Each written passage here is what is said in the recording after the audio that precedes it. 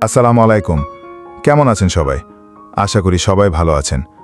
অনেকদিন পর আপনাদের মাঝে নতুন একটি ভিডিও নিয়ে হাজির হলাম। আপনারা দেখতে চলেছেন বারিন্দার ড্রপ ওয়াল কাজ কিভাবে করে। ড্রপ ওয়ালের কাজটি করবেন বেলাল মামা। এ কাজের প্রতি তার অনেক অভিজ্ঞতা আছে। তিনি কিভাবে কাজ করবেন আপনারা ভিডিওর মাধ্যমে সম্পূর্ণভাবে দেখতে পারবেন।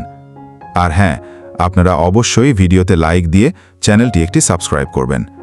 তো বেশি কথা না বলে চলুন আমরা কাজ শুরু করি। বেলাল মামা মুচকি হেসে কাজটি শুরু করলেন। প্রথমে রড বাঁধার কাজ করছেন। রড কেটে সঠিক মাপ দিয়ে বাঁধা শুরু করলেন।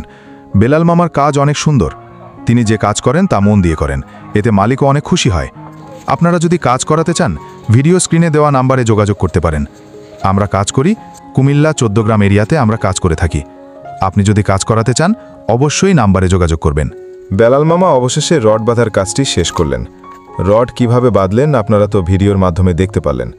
এখন বেলাল মামা বিটের কাজ শুরু করলেন।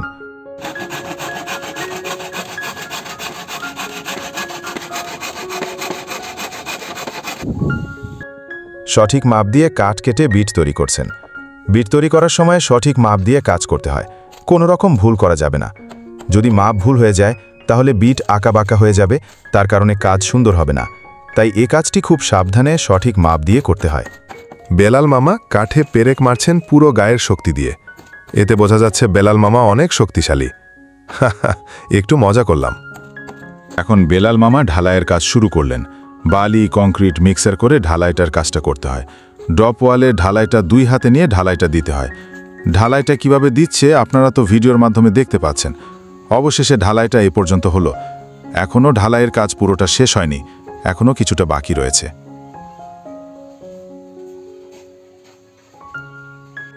এখন যে অংশে ঢালাইয়ের কাজ বাকি রয়েছে ওই অংশের ভেতরে ঢালাই দেওয়া হচ্ছে। রোদের মধ্যে কাজ করতে খুব কষ্ট হয়, তবু তো কাজ করতে হবে।